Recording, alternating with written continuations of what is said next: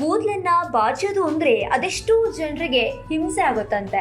ಇದನ್ನ ನಾವ್ ಹೇಳ್ತಾ ಇಲ್ಲ, ಸಂಶೋಧನೆಯ ಪ್ರಕಾರ ತಿಳಿದು ಬಂದಿರುವಂತಹ ಮಾಹಿತಿ.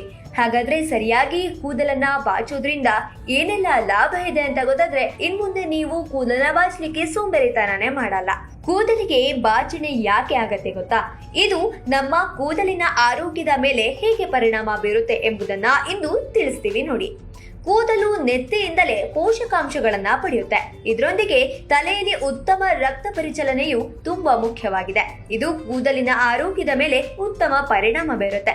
ನೆತ್ತಿಯಲ್ಲಿ ರಕ್ತ ಪರಿಚಲನೆ ಸರಿಯಾಗಿಲ್ಲದಿದ್ರೆ ಕೂದಲಿನ ಕಿರುಚೀಲಗಳು ಮುಚ್ಚಿ ಹೋಗುತ್ತೆ ಮತ್ತು ಈ ಸ್ಥಿತಿಯು ನೆತ್ತಿಯಲ್ಲಿ ನೋವಿಗೆ ಕಾರಣವಾಗಬಹುದು.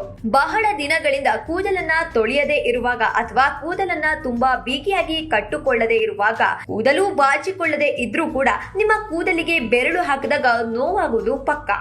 ರಕ್ತ ಪರಿಚಲನೆಯು ಸುಗಮವಾಗದಿರದಿದ್ರೆ ಅದು ಇದಕ್ಕೆ ಕಾರಣ. ರಾತ್ರಿ ಮಲಗುವ ಮುನ್ನ ಕೂದಲು ಬಾಚಿಕೊಂಡ್ರೆ ತೊಂದರೆ ಏನಿಲ್ಲ, ಆದ್ರೆ ರಾತ್ರಿ ಮಲಗುವ ಮುನ್ನ ಕೂದಲನ್ನ ಬಿಗಿಯಾಗಿ ಕಟ್ಕೊಳ್ಬೇಡಿ.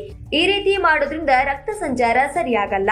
ಇದರಿಂದ ತಲೆನೋವು ಕೂಡ ಕಾರಣವಾಗಬಹುದು. ಮಲಗುವಾಗ ಕೂದಲನ್ನ ಬಿಗಿಯಾಗಿ ಕಟ್ಟಿಕೊಳ್ಳಲೇಬಾರದು. ನಿಮ್ಮ ಕೂದಲು ಒದ್ದೆ ಆಗಿದ್ರೆ ಅದು 90% ಒಣಗುವವರೆಗೆ ಬಾಚಿಕೊಳ್ಬೇಡಿ.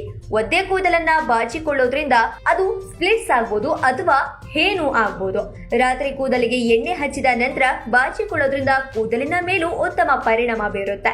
ಕೂದಲಿಗೆ ಇನ್ನಷ್ಟು ಬಲ ಕೊಡುತ್ತೆ, ಹಾಗೆ ಕೂದಲು ಆಳವಾಗಿ ಗಟ್ಟಿಯಾಗುತ್ತೆ.